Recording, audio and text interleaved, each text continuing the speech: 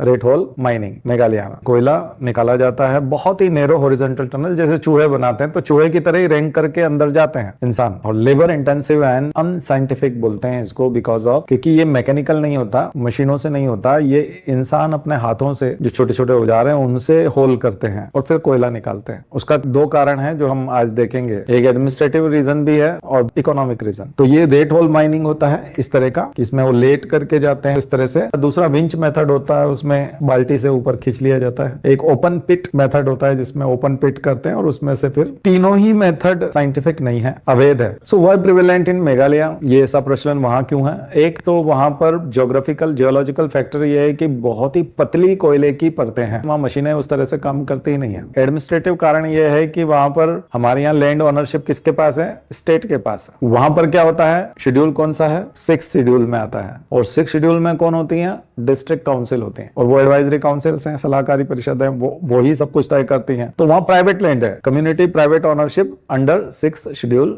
Areas. तो वहां का जो लैंड ओनरशिप है वो बड़ा फ्रेगमेंटेड है और लोकल एनफोर्समेंट इसलिए कमजोर हो जाता है क्योंकि ओनरशिप उनकी नहीं है सरकार की। और सबसे बड़ी बात है, ऑर्गेनाइज सेक्टर नहीं है, इनफॉर्मल लेबर मार्केट है, उनका कहीं रजिस्ट्रेशन नहीं होता, उनका प्रॉपर सैलरी नहीं होता, उनका कोई इंश्योरेंस नहीं होता। तो उनके साथ प्रॉब्लम ये होती है कि उनकी जो दीवारें हैं, जनरली जब होल किया जाता है तो सब तरफ सीमेंटेड कर दिया जाता है ना। फिर चीजों को, टनल जब भी बनती है तो क्या करते जाते हैं, छत को भी प्लास्टर करते जाते हैं और उस पे आरसीसी बनाते जाते हैं, छत के ऊपर भी और साइड्स पे भी। तो फिर ऐसे में टनल बहुत आसानी से बनती चली जाती है। रेट होल माइनिंग में प्रॉब्लम यह है कि बस वो खोदते जाते हैं, इधर से भी खुला होता है, कभी भी भरभरा के गिर सकता है, इधर से भी गिर सकता है और ऊपर से भी गिर सकता है। तो सभी तरह से गिरने की संभावना रहती है मलबे की, तो वो दब के मर जाते हैं। तो इसलिए हर साल बहुत सारे लोग मरते हैं। और इन्हीं लोगों को बुलाया गया था जब उत्तराखंड में, आपको पता है कि वो समस्या खड़ी हुई थी, जब ऐसा मलबा टनल में फंस गया था और अंदर से लोगों को निकालना था, आपको पता है। तो रेट होल माइनर्स को ही बुलाया था मेघालय से। तो इमरजेंसी में हमको ये जो इस टाइप के जो लोग होते हैं जो रिस्की काम करते हैं, कई बार इमरजेंसी में पुलिस और सरकार उन्हीं को उपयोग करती है। ऐसे ही रेट होल माइनिंग तो